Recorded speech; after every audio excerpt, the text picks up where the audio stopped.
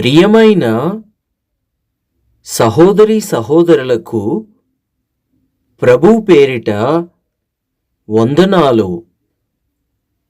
మీకు మీ కుటుంబానికి యేసుక్రీస్తు యొద్ద నుండి దీవెనలు ఆశీర్వాదములు మెండుగా కలుగునుగాక. ప్రతిదినము దేవుని వాక్యము వినడము ఎంతో ఆశీర్వాదము.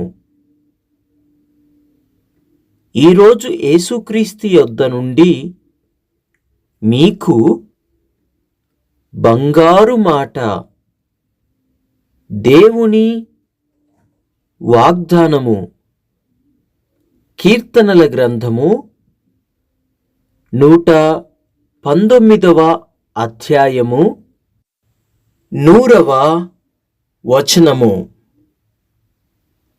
నీ ఉపదేశములను నేను లక్ష్యము చేయుచున్నాను, కావున వృద్ధుల కంటే నాకు విశేష జ్ఞానము కలదు. ఒక క్రైస్తవ తల్లి తండ్రులు తమ కుమార్తెను క్రమముగా సండే స్కూలుకు పంపుచూ ఉండేటివారు. ఒక వేసవి కాలపు వెన్నెల రాత్రి ఆరుబయట కూర్చొని ముగ్గురు తదేకముగా ఆ చంద్రుని వెలుగు చూస్తూ ఉన్నారు. అంతలో కుమార్తె తల్లితో, అమ్మా, ఆ చంద్రుడు అంత తెల్లగా ఉన్నాడెందుకు అని అన్నది. అందుకు తల్లి, చంద్రుడంతా వెన్నతో నింపబడ్డాడు కాబట్టి అంత తెల్లగా ఉన్నాడు. చంద్రుడి నిండా వెన్న ఉంది అని అమ్మ చెప్పింది. అయితే క్రమంగా సండే స్కూలుకు హాజరవుతూ బైబిలులో ఎన్నో విషయాలు నేర్చుకొనిన ఆ బాలిక, దేవుడు 4వ దినమున సూర్యుని, చంద్రుని, ఆకాశ నక్షత్రాలను సృష్టించాడు. 6వ దినమున అడవి జంతువులను, పశువులను సృష్టించాడు. కావున ఆవు పాలియ్యకుండా వెన్న ఎలా తయారు కాగలదు? వెన్న లేకుండా చంద్రుడంతా ఎలాగు వెన్నతో నింపబడ్డాడు?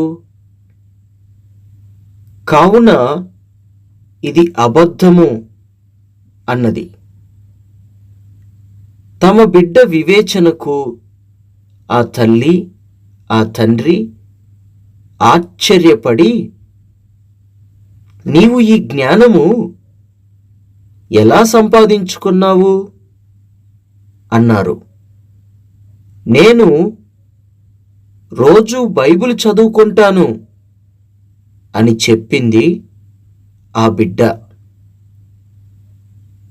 కీర్తనల గ్రంథములో 119వ అధ్యాయము 99వ వచనము 100వ వచనము ఈ విధంగా తెలియజేస్తున్నాయి. నీ శాసనములను నేను ధ్యానించుచున్నాను, కావున నా బోధకులందరి కంటే నాకు విశేష జ్ఞానము కలదు. నీ ఉపదేశములను నేను లక్ష్యపెట్టుచున్నాను, కావున వృద్ధులందరికంటే నాకు విశేష జ్ఞానము కలదు అని దావీదు అన్నాడు. ప్రియ సహోదరి సహోదరులారా, మీ బిడ్డలు జ్ఞానవంతులు కావాలి అంటే, మీరు జ్ఞానవంతులు కావాలి అంటే బైబిల్ని చదవండి, దేవుని శాసనాలను ధ్యానించండి. దేవుని శాసనాలను లక్ష్య పెట్టండి, ఉపదేశమును లక్ష్య పెట్టండి. వృద్ధులందరికంటే విశేషమైన జ్ఞానము మీకొస్తుంది. బోధకులందరికంటే విశేష జ్ఞానము మీకొస్తుంది. అలా రావాలి అంటే పరిశుద్ధ గ్రంథాన్ని ధ్యానించాలి. దేవుడు ఒక చోట అంటాడు, మీలో ఎవరికైనా జ్ఞానము కొదువగా ఉందా? అయితే నన్ను అడగండి, నేను మీకు జ్ఞానమిస్తాను అంటాడు దేవుడు. నిజమే, ఈ వాక్యం వింటున్న మనకి జ్ఞానము తక్కువే. మరి మనం ఏం చేయాలి? దేవుణ్ణి అడగాలి, దేవుని యొద్ద నుండి పొందుకోవాలి. అడుగుడి మీకు ఇవ్వబడును అంటున్నాడు దేవుడు. ఎవరికైనా జ్ఞానము కొదువుగా ఉంటే అది ఎక్కడో కొనుక్కొచ్చుకునేది కాదు, ఎక్కడి నుంచో తీసుకొచ్చుకునేది కాదు. అది ఏ తోటలోనూ పండదు, దానిని ఎవరు అమ్మరు. ఎక్కడ దొరుకుతుంది అంటే దేవుని శాసనములను ధ్యానించుట ద్వారా దొరుకుతుంది. ఉపదేశము, దేవుని ఉపదేశము లక్ష్య పెట్టడము ద్వారా జ్ఞానము దొరుకుతుంది, విశేష జ్ఞానము దొరుకుతుంది. మనము జ్ఞానులుగా జీవించాలని బైబిలు సెలవిస్తోంది, దేవుడు సెలవిస్తున్నాడు. మీరు పావురము వలె నిష్కపటముగాను, పాము వలె వివేకముగాను జీవించాలి అని దేవుడు వాక్యము ద్వారా మనతో మాట్లాడుతున్నాడు. జ్ఞానము లేకుండా వివేకం ఎలా వస్తుంది? ఒకడికి వివేకము కావాలి అంటే ముందు జ్ఞానము అనే మైలురాయి దాటాలి. జ్ఞానము అనే మైలురాయి దాటాలి అంటే బుద్ధి కావాలి. బుద్ధి ఎక్కడి నుంచి వస్తుంది? బుద్ధి, జ్ఞాన, వివేకములు, సర్వసంపదలు ఆయన యందే గుప్తములై ఉన్నవి. ఆయన అవన్నీ ఎక్కడ దాచిపెట్టాడు? పరిశుద్ధ గ్రంథములో దాచిపెట్టాడు. సామెతల గ్రంథము చదవండి, ఆదికాండము నుండి ప్రకటన గ్రంథము వరకు చదవండి. దేవుడు ఎంతో జ్ఞానమును దాచిపెట్టాడు. ఆ జ్ఞానమంతా మనం సంపాదించుకోవాలి.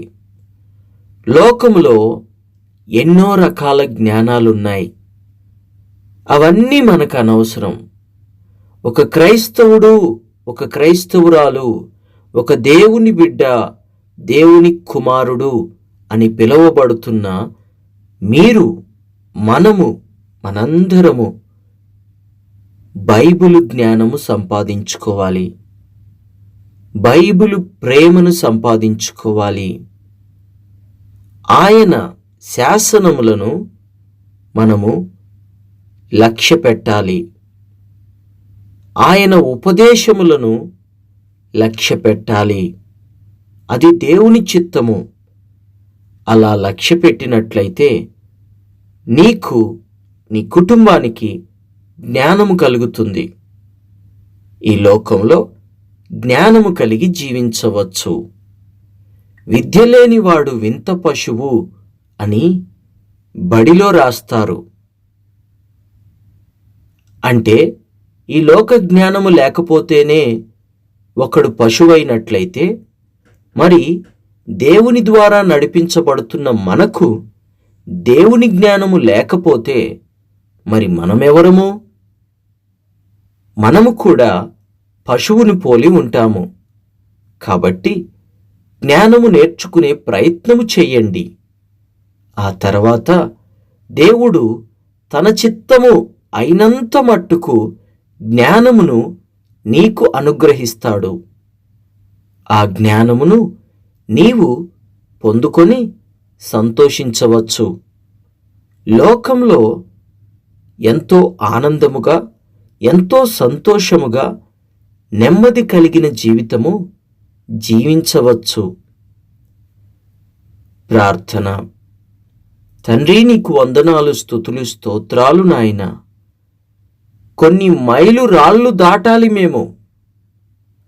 అవన్నీ దాటాలి అంటే నీ వాక్యము మీద మనసు పెట్టుకోవాలి.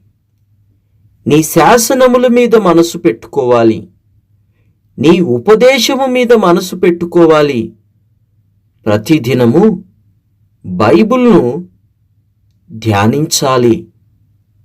అలా ధ్యానించుటకు మంచి మనస్సునివ్వండి.